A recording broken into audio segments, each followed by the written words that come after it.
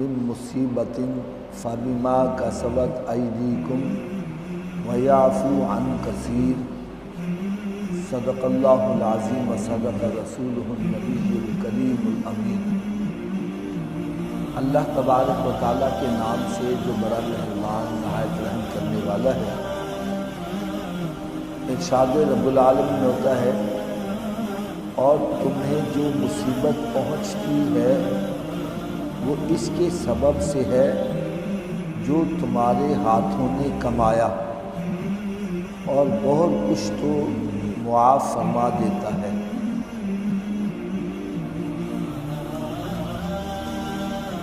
یعنی اسلامی بھائیوں، آج اگر میں یہ اعلان کروں کہ وہ بندہ ہاتھ کھڑا کرے جس بندے کو کوئی پریشانی نہیں، تو میرا خیال ہے کہ ہم میں سے کوئی بندہ بھی اپنا ہاتھ کھڑا نہیں کر سکتا۔ ہر بندہ کسی نہ کسی پریشانی میں مبتلا ہے۔ کوئی کاروبار کی وجہ سے پریشان ہے، کوئی اولاد کی وجہ سے پریشان ہے، کوئی حالات کی وجہ سے پریشان ہے، کوئی بیوی کی وجہ سے، کوئی بچوں کی وجہ سے، کوئی بیماری کی وجہ سے۔ غرض سے ہر بندہ کسی نہ کسی پریشانی میں مبتلا نظر آتا ہے۔ میں پوچھتا ہوں بھائی، آپ پریشان کیوں ہو؟ جواب ملتا ہے حافظ صاحب، بس ملک کے حالات بڑے خراب ہیں۔ آپ کیوں پریشان ہو بھائی؟ کیونکہ میرا بیٹا صحیح نہیں ہے، میری بیوی صحیح نہیں ہے۔ میرا عقیدہ یہ ہے کہ جس کو رب تعالیٰ سکون دینا چاہے، ساری دنیا بھی اس کو پریشان کرے، اس کو پریشان نہیں کر سکتی۔ اور جس کو رب تعالیٰ سکون نہ دینا چاہے، ساری دنیا بھی اس کے قدم چومے، اس کو چین نہیں آ سکتا۔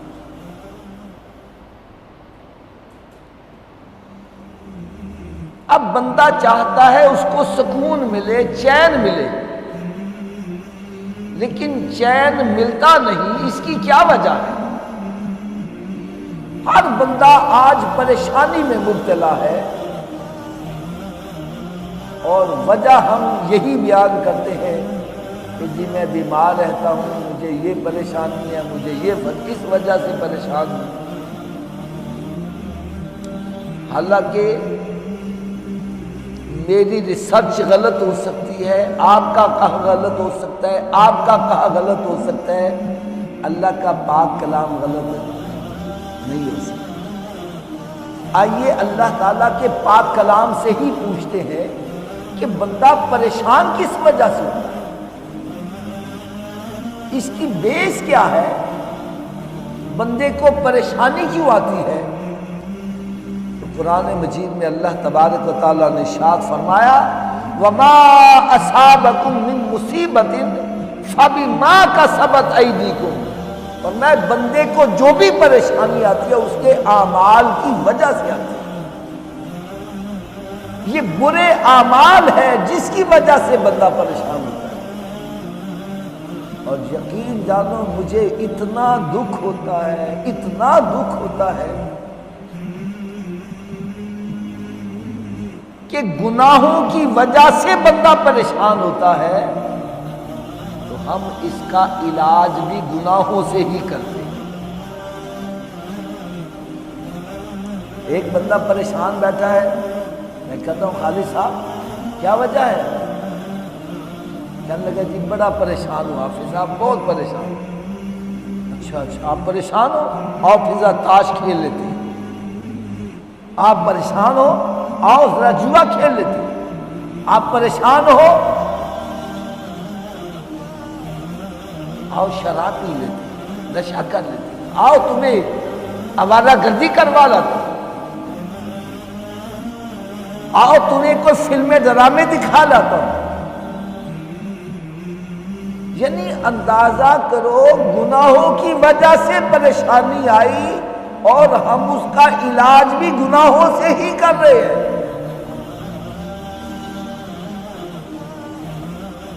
اس کو آپ یوں سمجھ لو میرا یہ کپڑا ہو گیا ہے ناپاک، اب اس کپڑے کو میں گندی نالی کے پانی سے پاک کرنا چاہتا ہوں، ہو جائے گا پاک؟ بلکہ کیا ہوگا، ناپاکی اور زیادہ بڑھے گی. بالکل اسی طرح سمجھو گناہوں کی وجہ سے پریشانی آئی اور ہم اس کا علاج گناہوں سے کرتے ہیں تو وقتی طور پر انسان کی توجہ ہٹ جاتی ہے، لیکن جب وہ چیز ختم ہوتی ہے پریشانیاں اور زیادہ امنڈ کر آ جاتی ہیں. بندہ گناہوں کی دلدل میں ایسا پھنس جاتا ہے، ایسا پھنس جاتا ہے کہ نکلنا ناممکن ہوتا ہے. میں اس کی ایک مثال دیتا ہوں.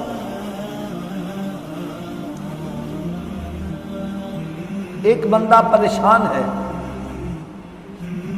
اس کو شراب پلا دی جاتی ہے، وہ شراب کے پیچھے لگ جاتا ہے. پھر چند دن ہوتے ہیں، پیسے ختم ہو جاتے ہیں، اب شراب کا نشہ پورا کرنے کے لیے وہ چوریاں کرتا ہے، ڈکیتیاں کرتا ہے. یہ ہماری آنکھوں کے، ہمارے معاشرے کی میں آپ کو باتیں بتاؤں. جب نشہ پورا کرنے کے لیے پیسے نہیں ملتے، یہ صدر کے اندر ایک نوجوان لڑکا، اس کے والدین فوج سے ریٹائرڈ، اس کو نشے کی علت پڑ گئی، ماں باپ پیسے نہیں دیتے تھے. ایک مرتبہ اس نے ماں باپ سوئے ہوئے ہیں، دونوں کے سروں پر ہتھوڑا مارا، باپ کی آنکھ نکل کر دیوار کے ساتھ جا.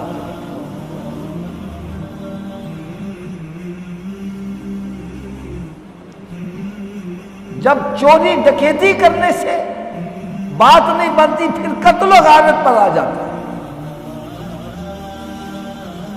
دنیا تو تباہ و برباد ہو گئی، اپنی آخرت بھی برباد کر رہا ہے.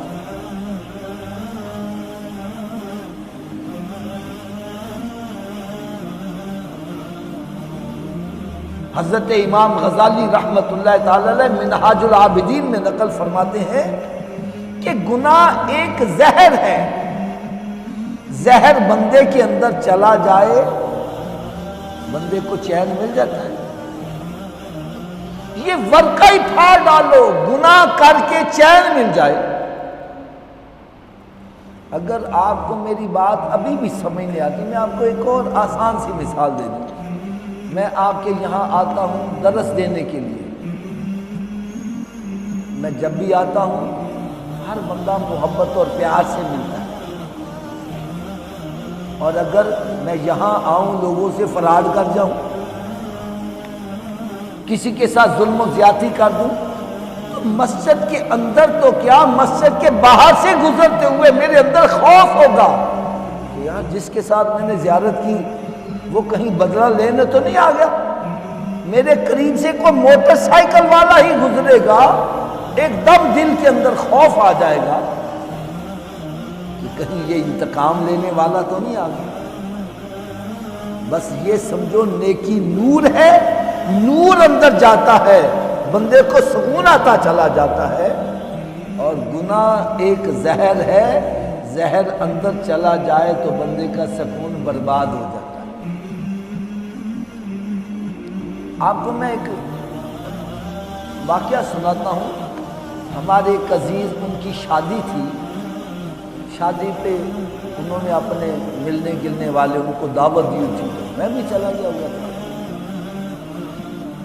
وہاں پر ایک وہ کیا ہوتا ہے، کانٹوٹا ہوتا ہے کہ کیا ہوتا ہے، وہ بدماش علاقے کا، اس نے وہ جناب کڑے پہنے ہوئے ہیں اور مندریاں پہنی ہوئی ہیں، گریبان کھلا ہوا ہے اور گلے کے اندر بھی زنجیریں، اور 2 باڈی گارڈ اس کے ادھر ہیں، 2 باڈی گارڈ نیچے کھڑے ہیں. یہ اس قسم کا میرا مطلب اس نے ماحول بنایا ہوا. خیر میں ایک کمرے میں بیٹھا تھا تو کچھ دوست احباب نے کوشش کی کہ یار چلو اس کی ملاقات حافظ صاحب سے کروائی جائے، وہ پکڑا کے نا اس کو میرے پاس لے آئے۔ آپ یقین جانو گفتگو جب شروع ہوئی تو مجھے کہنے لگا حافظ صاحب زندگی آپ کی بہتر ہے۔ میں نے کہا بھائی میری بہتر کیسے ہے؟ اور تمہارے پاس کلاشن کوفیں، باڈی گارڈ، اور پھر جناب یہ سارے دولت آگے پیچھے، ہر بندہ تجھ سے ڈرتا ہے، تو میری زندگی کیسے بہتر ہو؟ مجھے کہنے لگا حافظ صاحب آپ دوپہر 12 بجے، رات 12 بجے بھی گھر آ رہے ہوتے ہیں، آپ کے دل میں کوئی خوف و خطر نہیں ہوتا، آپ رات کی تاریکی میں بھی سکون سے گھر آ رہے ہوتے ہیں، اور ہم دوپہر 12 بجے بھی باہر نکلتے ہوئے ڈرتے ہیں کہ جن کے ساتھ ہم نے ظلم و ستم کیے ہوئے ہیں ان کی گولیاں پیاسی ہیں۔ ہم بغیر باڈی گارڈ کے دوپہر 12 بجے بھی باہر نہیں نکلتے۔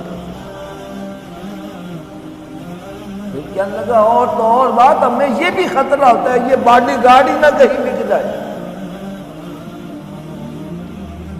ان کی تنخواہیں ہم دیتے ہیں، پولیس والوں کو علیحدہ بھتہ دیتے ہیں، یہ پیسے کہاں سے پورا کر دیں؟ کہنا ہم بھتہ لوگوں سے لیتے ہیں، لوگوں سے ظلماً ان کے پیسے چھینتے ہیں، اور جب ان کی آہیں لگتی ہیں تو رات کو نیند نہیں آتی، پھر شراب کا سہارا لیتے ہیں۔ اس طرح ہم گناہوں کی دلدل کے اندر پھنستے چلے جاتے ہیں، اور کہنے لگا آپ کو کوئی فکر نہیں ہے، جب مرضی باہر جاؤ اندر آؤ، آپ کو کوئی خطرہ نہیں۔ اور بات بھی حقیقت پر مبنی ہے، گناہ ایک زہر ہے، زہر بندے کے اندر چلا جائے اور بندے کو چین مل جائے، ایسا ممکن ہے؟ ہو ہی نہیں سکتا۔ بلکہ ہم اپنے روزمرہ کے اندر ذرا نظر دوڑائے، کئی ایسے بندے اپنی زندگی سے تنگ آ جاتے ہیں، زہر کھا لیتے ہیں، کوئی گولیاں کھا لیتا ہے، کوئی کچھ کھا لیتا ہے، پھر چیختا ہے، چلاتا ہے، پھر اس کو پکڑ کے ہم جلدی سے ہاسپٹل لے کے جاتے ہیں، اور ڈاکٹر کی سب سے پہلی خواہش کیا ہوتی ہے؟ اس کے اندر سے زہر جو ہے وہ نکالا جائے، چاہے پیشاب پخانے کے راستے سے یا الٹی کر کے باہر نکالا جائے، کیونکہ جتنی دیر تک زہر اندر رہے گا اس نے اپنا کام کرتا ہی رہنا ہے، اس نے کاٹ چھان کرتے ہی رہنا ہے، اس کو باہر نکالا جائے اور پھر اس کی وجہ سے جو نقصان ہوا ہے اس کے لیے کوئی دوائی دی جائے۔ لہذا اس کی سب سے پہلی خواہش یہ ہوتی ہے کہ اس کے اندر سے زہر نکالا جائے۔ پیارے اسلامی بھائیوں، گناہوں سے پریشانی آتی ہے، گناہ ایک زہر ہے، یہ گناہوں کا زہر جتنی دیر اندر رہے گا بندے کو چین نہیں آئے گا۔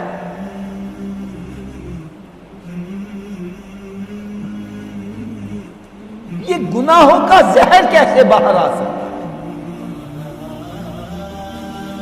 کیونکہ یہ تو آپ آسان سمجھتے ہیں، بندہ جتنا مرضی پریشان ہو، وضو کر کے نماز پڑھتا ہے دل کو سکون آ جاتا ہے، قرآن پاک کی تلاوت کرتا ہے سکون آ جاتا ہے، درود و سلام پڑھتا ہے اس کو سکون آ جاتا ہے۔ یعنی گناہوں سے نجات، پریشانی سے نجات کا ذریعہ کیا ہے؟ ارے میں نہیں، اللہ کا پاک کلام کہہ رہا ہے، الا بذکر اللہ تطمئن القلوب، اللہ کا ذکر ہے جو دلوں کو سکون بخشتا ہے۔ ہم سکون تلاش کرتے ہیں تاش کے اندر، ہم شراب کے اندر سکون تلاش کریں، ہم زنا کے اندر سکون تلاش کریں، کیسے سکون ملے؟ سکون ملے گا تو صرف اللہ کی یاد میں ملے گا، نیک اعمال کے اندر ملے گا۔ قرآن مجید میں اللہ تبارک و تعالیٰ نے ارشاد فرمایا، ان الحسنات یذہبن السیئات، نیکیاں گناہوں کو مٹا دیتی ہیں۔ اگر بندے سے گناہ سرزد ہو گیا ہے اس کو چاہیے نیکیاں زیادہ کرے تاکہ یہ نیکیاں اس کے گناہوں کو مٹا دیں۔ میں آپ کو ایک بڑا پیارا آج نسخہ بتلانے لگا ہوں، بہت پیارا نسخہ بتلانے لگا ہوں، بڑے غور سے بڑے توجہ سے سنیے گا۔ ایک بندہ کہتا ہے ٹھیک ہے جی میں آج کے بعد گناہوں سے بچوں گا، لیکن جو پہلے گناہ میں کر چکا ہوں ان گناہوں کا زہر جو میرے اندر جا چکا ہے وہ کیسے باہر نکلے؟ وہ نکلے گا تو چین آئے گا۔ اس کے لیے ہمارے ایک بزرگ نے بڑی پیاری مثال دی، فرمان لگے ایک سانپ ہے، سانپ کے اندر زہر ہوتا ہے، جب یہ بندے کو ڈستا ہے اگر سانپ کا زہر بندے کے جسم میں منتقل ہو جائے اور جسم میں سرایت کر جائے بندہ مر جاتا ہے، ایکسپائر ہو جاتا ہے۔ لیکن یہی سانپ نیولے کو ڈستا ہے، نیولا نہیں مرتا۔ بعض بندے کہتے ہیں جی نیولے کے اندر زہر سانپ سے بھی زیادہ ہوتا ہے اس لیے نہیں مرتا۔ حالانکہ ایسی بات نہیں ہے، اگر اس میں زہر زیادہ ہو تو نیولے کا کاٹا ہوا بندہ مرتا نہیں ہے۔ یہ نیولا کیوں نہیں مرتا، اس کی کیا وجہ ہے؟ فرماتے ہیں کہ جب سانپ اس کو ڈستا ہے، سانپ کا زہر نیولے کے اندر منتقل ہوتا ہے اور پھر جب اس کے جسم میں سرایت کرتا ہے تو نیولا باہر نکل کر آنسو بہاتا ہے۔ جب آنسو بہاتا ہے تو زہر جو ہے آنسوؤں کے راستے باہر آ جاتا ہے، وہ مرنے سے بچ جاتا ہے۔ فرمایا بندے تو نے گناہوں کا زہر جو اپنے اندر منتقل کر لیا ہے اور جس کی وجہ سے تجھے پریشانی آ رہی ہے، تو سجدے میں گر جا اور خوف خدا کی وجہ سے اللہ تعالیٰ کی بارگاہ میں آنسو بہانا شروع کر دے۔ جب تو خوف خدا کی وجہ سے آنسو بہائے گا، جہنم کا عذاب سامنے رکھ کر، گناہوں کی سزائیں سامنے رکھ کے آنسو بہائے گا، تیری آنکھوں سے جب آنسو نکلیں گے یہ آنسو جو ہے تیرے جسم سے گناہوں کے زہر کو باہر لے کر آ جائیں گے اور تجھے چین آ جائے گا، سکون آ جائے گا۔ میں کہتا ہوں بندہ جتنا مرضی پریشان ہو، سجدے میں سر رکھ کے رونا شروع کر دے، اور پھر جب سر اٹھائے گا میں یقین کے ساتھ کہتا ہوں اس کے دل کو سکون آ جائے گا۔ آج پیارے اسلامی بھائیوں، صرف ہم ہی نہیں پوری دنیا کے اندر مسلمان پریشانی کے اندر مبتلا نظر آ رہا ہے، جبکہ قرآن مجید کا فیصلہ کیا ہے؟ قرآن کہتا ہے وَأَنْتُمُ الْأَعْلَوْنَ إِن كُنتُم مُؤْمِنِينَ، غالب تم ہی آؤ گے اگر تم مومن ہو۔ آج ہمارے اندر وہ مومنوں والی باتیں ختم ہوتی ہیں، زبان سے ہم اقرار کرتے ہیں لا الہ الا اللہ، اور عملی طور پر ہم کیا کریں؟ میں صرف سمجھانے کے لیے ایک مثال دینے لگا ہوں۔ آج ہم میں سے ہر ایک کا عقیدہ ہے کہ اللہ ہمیں دیکھ رہا ہے۔ کیا عقیدہ ہے ہمارا؟ اللہ ہمیں، تھوڑا سا اونچی آواز سے بولو، اللہ ہمیں، یہ ہم زبان سے کہتے ہیں، کبھی دل سے تسلیم کیا ہے اللہ ہمیں دیکھ رہا ہے؟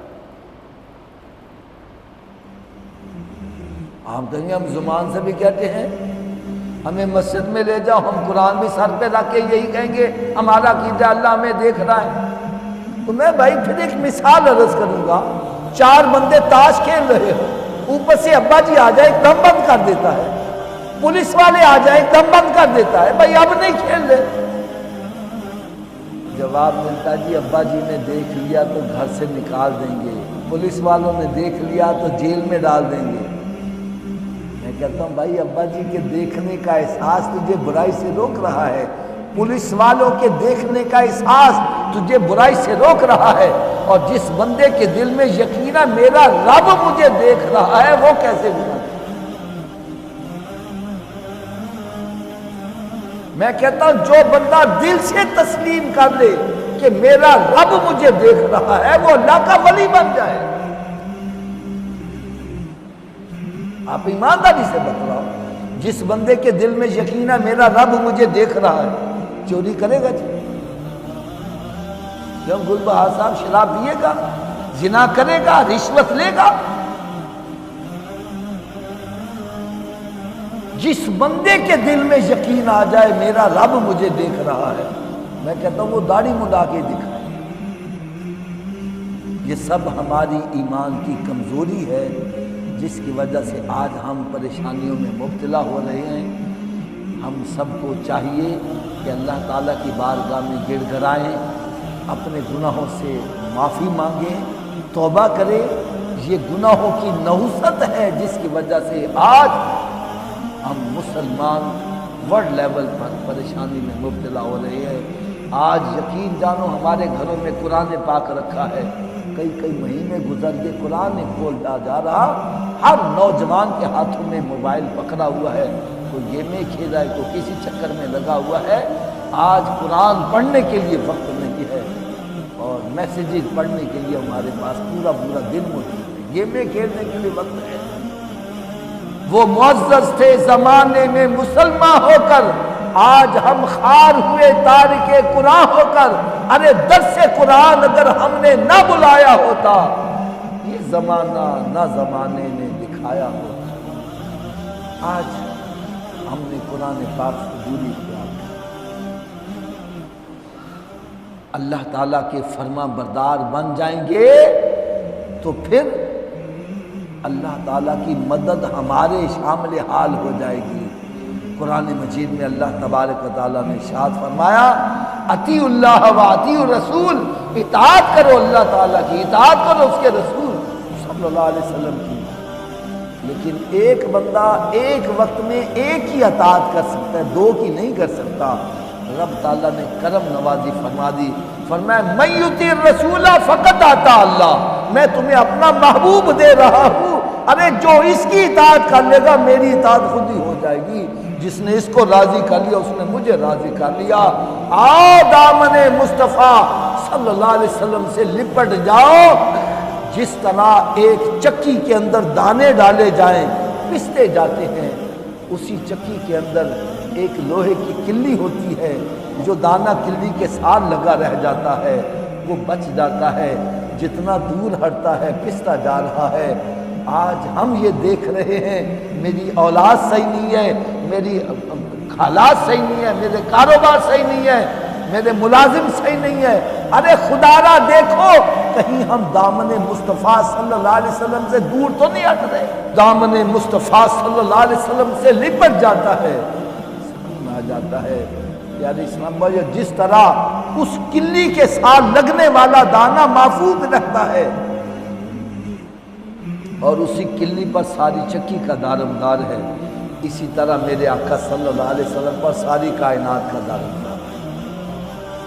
جو میرے آقا صلی اللہ علیہ وسلم کے دامن سے لپٹ گیا ہے ارے وہ بچ جاتا ہے، جو دامن مصطفیٰ صلی اللہ علیہ وسلم سے جتنا ہٹتا ہے پستا ہی جا رہا ہے، پستا ہی جا رہا ہے، پستا ہی جا رہا ہے۔ آؤ سکون چاہتے ہو تو دامن مصطفیٰ صلی اللہ علیہ وسلم سے لپٹ جاؤ، کہ دامن مصطفیٰ صلی اللہ علیہ وسلم سے جو بھی لپٹا وہ یگانہ ہو گیا، ارے جس کے حضور ہو گئے اس کا زمانہ ہو گیا۔ علامہ اقبال نے تو کمال کر دی، وہ کہتا ہے کہ محمد سے وفا تو نے تو ہم تیرے ہیں، ارے یہ جہاں چیز ہے کیا لوح و قلم تیرے ہیں۔ سرکار کا غلام بن جائے تو پھر انعام کیا ملتا ہے؟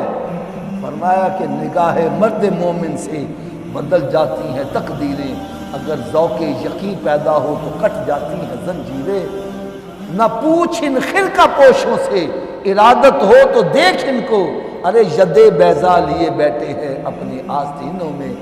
آج ہم کہتے ہیں امریکہ سپر پاور ہے، فلاں سپر پاور ہے۔ یاد رکھو حضرت عمر فاروق رضی اللہ تعالیٰ عنہ نے اپنے ایلچی کو بھیجا شاہ ایران کے پاس، اس وقت یہ بڑے عروج پر تھا۔ اس کو پتہ چلا مسلمانوں کا ایلچی آ رہا ہے، اس نے بڑا اہتمام کیا، بڑے کارپیٹ بچھا دربار کے اندر، وہ بڑا اہتمام کیا، اور یہ جب وہاں پہنچے پھٹے پرانے لباس ہیں، پرا گندا لباس ہے اور جوتا پہنا ہوا ہے، اس کے اندر کیل لگے ہوئے ہیں، جب چلتا ہے تو قالین ہی پھٹتے جا رہے ہیں۔ جب وہاں پہنچا تو اس کو بڑا غصہ آیا، تم اٹھ کر ہمیں فتح کرو گے؟ شکل دیکھیے اب کیا تمہاری حیثیت ہے؟ اللہ اللہ، دیکھتے نہیں ہمارے قلعوں کی دیواریں کتنی مضبوط ہیں، تم کیا ہمارے ساتھ مقابلہ کرو گے؟ وہ بڑے معصوم سے انداز میں تلوار ہاتھ میں سی پکڑ کے کہنے لگے جی آپ کی دیواریں بڑی مضبوط ہیں لیکن اللہ کے حکم کے سامنے ان کی کوئی حیثیت نہیں۔ فرماتے ہیں جدھر جدھر تلوار ایسے گھومتی جا رہی ہے دیواریں بڑھتی جا رہی ہیں۔ وہ پریشان ہو گیا، ابھی تلوار دیوار کو لگی نہیں، یہ پھٹ رہی ہے، لگ گئی تو پھر کیا ہو جائے؟ کانپ گیا۔ پھر اپنی پریشانی پر پردہ ڈالنے کے لیے کہنے لگا اس کو سزا دی جائے، اس کے سر کے اوپر مٹی کا ٹوکرا رکھ کے اس کو واپس کیا جائے۔ وہ ٹوکرا منگا کے سر پر رکھا، یہ سجدے میں گر گئے، کہنے لگے مالک مولا تیرا شکر ہے انہوں نے اپنی مٹی خود ہی ہمارے حوالے کر دی۔ پھر آ کر حملہ کیا، سب تہس نہس کر کے رکھا۔ یہ ہے اللہ کی نیک بندے۔ آج پیارے اسلامی بھائیوں ہم دین سے دور ہوتے جا رہے ہیں، جس کی وجہ سے کہیں برما میں ظلم و ستم ہو رہا ہے، کہیں ظلم ستم ہو رہا ہے۔ آج ہم اگر اپنے آپ کو صحیح کر لیں، اللہ تعالیٰ کی مدد ہمارے ساتھ شامل آج بھی ہو سکتی ہے۔ وہ چاہے تو ابابیلوں سے ہاتھیوں کو مروا دے، وہ ان اللہ علی کل شیء قدیر ہے، وہ آج بھی فرشتے اتار سکتا ہے ہماری مدد کے لیے۔ لیکن ہم وہ بندے تو بن جائے جو بدر میں صحابہ کرام کے اندر ایمان کی تازگی تھی، وہ ہمارے اندر تازگی آ جائے، رب تعالیٰ آج بھی ہماری مدد کے لیے فرشتے اتار سکتا ہے۔